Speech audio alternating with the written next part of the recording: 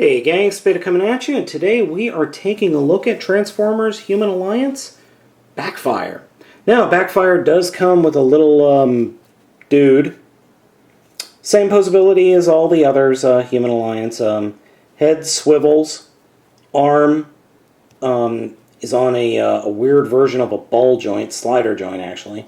Moves in and out, wrists move, and then there are the legs. So, we'll take a look at him in a little bit when we get Backfire in vehicle mode. Now, Backfire in robot mode, this is how he is packaged. All the Human Alliance figures are packaged in robot mode. He's a very cool-looking little robot. I mean, he doesn't really look like he can really start much, unlike Sandstorm, but he is a very cool little robot.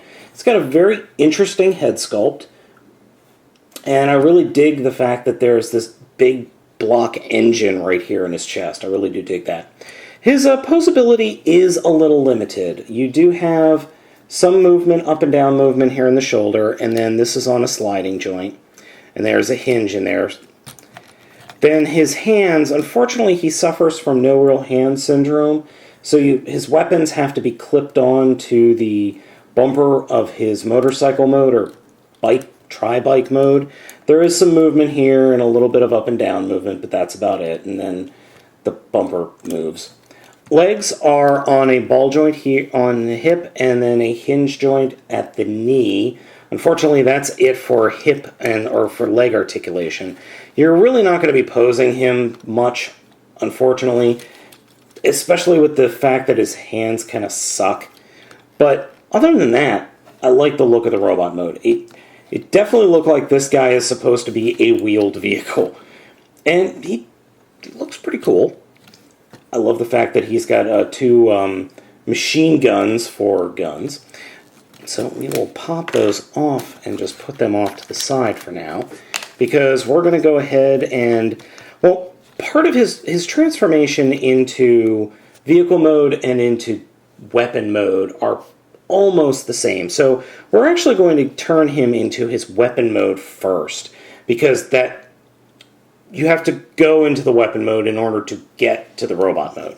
So to start that, we're going to take the arms and point them to the sky, and then we will collapse the hands in, so fold them in on themselves, and then the arms we will fold down over the head and snap them together like that. So we have that. For the legs, we'll put them straight out and then collapse them in. It's not easy to do, especially on my figure, because he is a very, very tight figure. And then we'll close the legs together, and we're just about done the weapon mode. We will take the whole engine section and fold it down like that, and then push the head down to expose the engine. And we'll fold what will be the bumper in, and fold the front tires out. And you can do whatever the devil you want to with these back tires. You're supposed to slide them up, or slide them in such a way that they're pointing up, but whenever I do it, it ends up popping them off. So I just leave them as is, and it does sometimes get in the way with some of the bigger figures, sometimes not. Again, we will use Skyhammer as the test, and I'll just sit him down as opposed to futzing with the camera. Now, you're supposed to swivel the handle forward, but that gets in the way, so what I like to do is I just like to leave the handle back, because then he'll actually be able to hold the weapon. And there we go, a big motorcycle bazooka gun. Yeah, pretty cool.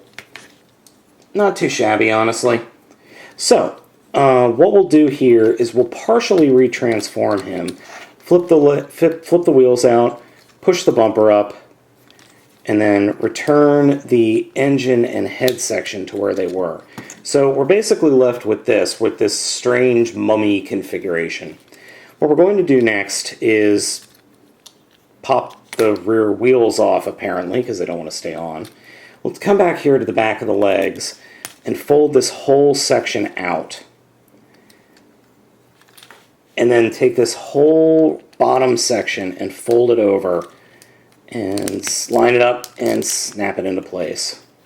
And then that will allow us to reattach the wheel on the back. And these will form together and peg together. And there we have his little trike mode. Now with the trike mode, you're supposed to take the machine guns and snap them into this back bar. So you have these nice little machine gun on the back. And his human partner can ride him. It is a pain in the butt, though, to get the human to stay on. Because the hands let go of the handlebars much too easily, and he just kind of falls off. So he's constantly staring down into his gauge cluster. So there we go. Here is the vehicle form for Backfire. And I have to say, this is awesome. I love this vehicle mode. I really like the weapon mode. The robot mode's pretty good, but I love the vehicle mode.